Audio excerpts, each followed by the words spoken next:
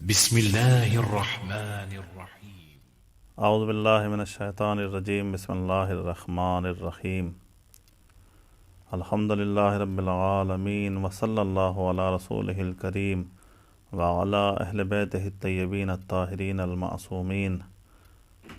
ولعنۃ اللہ علی اعدائہم اجمعین۔ اما بعد، فقد قال رسول اللہ صلی اللہ علیہ وآلہ وسلم: اللہم انی احبہ واحب من یحبہ۔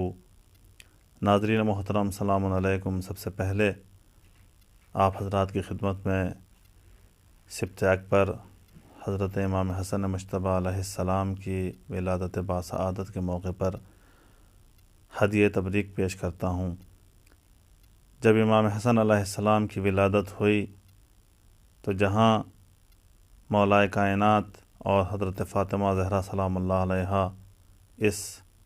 مولود کے آنے سے خوش ہوئے،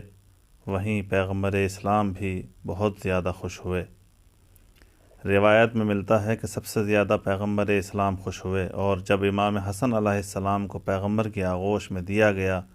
تو پیغمبر نے امام حسن علیہ السلام کو اپنی گود میں لے کر فرمایا: اللہم انی احب، پروردگار میں اس حسن کو دوست رکھتا ہوں اور اس سے بھی محبت کرتا ہوں جو حسن کو دوست رکھے۔ پیغمبر اسلام امام حسن علیہ السلام کو جب بھی دیکھتے تھے تو فرماتے تھے: یہ پروردگار کی طرف سے میرے لیے ہدیہ ہے۔ ناظرین محترم، امام حسن علیہ السلام کی شخصیت وہ شخصیت ہے کہ جن کے سلسلے میں نہ صرف اپنوں نے بلکہ دشمنوں نے بھی اپنی زبان کھولی ہے اور آپ کی مدح و ثنا کی ہے۔ مروان بن حکم جب امام حسن علیہ السلام کی شہادت واقع ہو جاتی ہے تو آپ کے تابوت کے نیچے آتا ہے تو لوگ کہتے ہیں: تم تو دشمن امام حسن علیہ السلام ہو، تم تو امام سے کینہ رکھتے تھے، تم تو امام سے دشمنی رکھتے تھے، تو پھر تم کیوں امام کے جنازے میں آئے ہو؟ تو وہ کہتا ہے: یہ اس شخص کا جنازہ ہے جو صبر و استقامت کا پہاڑ تھا۔ اس کے علاوہ عبداللہ ابن زبیر جو دشمن اہل بیت تھا، وہ کہتا ہے کہ قیامت تک مائیں حسن ابن علی جیسا بچہ جننے سے عاجز ہیں۔ اس کے علاوہ واصل بن عطا کہتا ہے کہ امام حسن علیہ السلام کا چہرہ انبیاء والا چہرہ تھا اور آپ کے اندر ابوت اور شجاعت بادشاہوں والی پائی جاتی تھی۔ تو ناظرین محترم، امام حسن علیہ السلام کے فضائل کو اگر دیکھنا ہے تو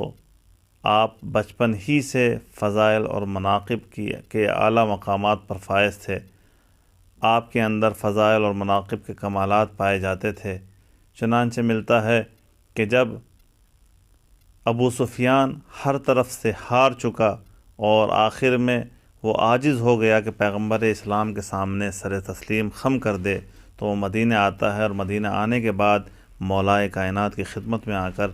کہتا ہے کہ آپ میرے اور پیغمبر کے درمیان واسطہ بن جائیے اور پیغمبر کے نزدیک میری شفاعت کر دیجئے۔ تو مولائے کائنات اس کی شفاعت کرنے سے منع کر دیتے ہیں۔ جب مولائے کائنات اس کی شفاعت کرنے سے منع کر دیتے ہیں تو وہ دیکھتا ہے کہ ایک پردے کے پیچھے خاتون جنت حضرت فاطمہ زہرا سلام اللہ علیہا اپنے 14 ماہ کے بیٹے امام حسن مجتبیٰ علیہ السلام کے ساتھ بیٹھی ہوئی ہیں، تو ان سے کہتا ہے کہ آپ حسن کو واسطہ قرار دیجئے میرے اور پیغمبر کے درمیان میں۔ تو امام حسن علیہ السلام پردے کے باہر آتے ہیں، اور آنے کے بعد ایک ہاتھ سے ابو سفیان کی داڑھی پکڑتے ہیں اور ایک ہاتھ سے اس کی ناک پکڑتے ہیں اور کہتے ہیں: قل اشہد ان لا الہ الا اللہ و اشہد ان محمد الرسول اللہ، کہ ابو سفیان اگر تم چاہتے ہو کہ میں تمہاری شفاعت کروں تو دیکھو، اس کفر و شرک کے ساتھ میں تمہاری شفاعت نہیں کر سکتا ہوں، بلکہ تم پروردگار کی وحدانیت کی اور رسول کی رسالت کی پہلے گواہی دو۔ جب تم اللہ کی وحدانیت اور رسول کی رسالت کی گواہی دے چکے ہوگے، اس وقت حتی اکون لکا شفیعاً، اس وقت میں تمہاری شفاعت کروں گا۔ تو ناظرین محترم، جب پیغمبر اسلام کو یہ بات پتہ چلتی ہے تو پیغمبر اسلام امام حسن کو اپنی آغوش میں اٹھاتے ہیں اور آپ کا بوسہ لیتے ہیں اور فرماتے ہیں کہ پروردگار کا شکر ہے کہ اس نے میری نسل میں امام حسن علیہ السلام کو رکھا، اسی طرح جیسے یحییٰ کو جناب زکریا کی نسل میں رکھا۔ کیونکہ ناظرین محترم، جناب یحییٰ کو بھی بچپن میں ہی پروردگار نے حکمت عطا کی تھی، اور امام حسن علیہ السلام کی بھی یہ خصوصیت تھی کہ آپ کو بچپن میں ہی علم و حکمت عطا کی گئی تھی۔ اسی طرح سے جناب حذیفہ نے نقل کیا ہے کہ ایک مرتبہ پیغمبر اسلام مدینے کے باہر اپنے اصحاب کے ساتھ بیٹھے ہوئے تھے، تو وہاں پر ایک بدو، ایک اعرابی ایک اسلحہ لے کر آتا ہے، اور آنے کے بعد پیغمبر سب لوگوں کو مخاطب کر کے کہتا ہے تم لوگوں میں پیغمبر کون ہیں؟ پیغمبر کی زندگی کا طریقہ، پیغمبر کے رہنے کا طریقہ بادشاہوں جیسا نہیں تھا کہ پتہ چلے کہ کون پیغمبر ہیں، بلکہ پیغمبر اپنے اصحاب کے ساتھ اس طرح سے رہتے تھے کہ کوئی پہچان نہ تھے کہ پیغمبر کون ہیں۔ ایک مرتبہ پیغمبر اس سے کہتے ہیں کہ بتاؤ میں پیغمبر ہوں، تمہارا کیا سوال ہے، تمہاری کیا مشکل ہے؟ تو وہ کہتا ہے میرے پاس کچھ سوال ہیں، اگر ان سوالوں کے آپ نے اطمینان بخش جواب دے دیے ٹھیک ہے، ورنہ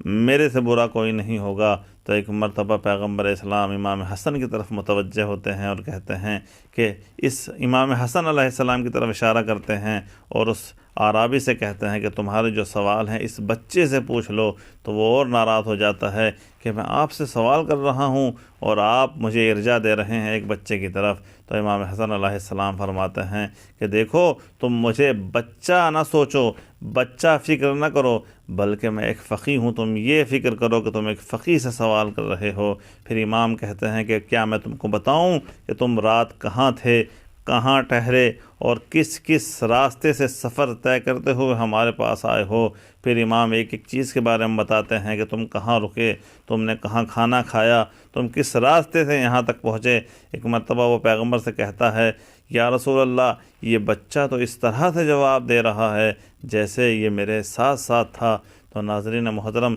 جب وہ امام حسن علیہ السلام کے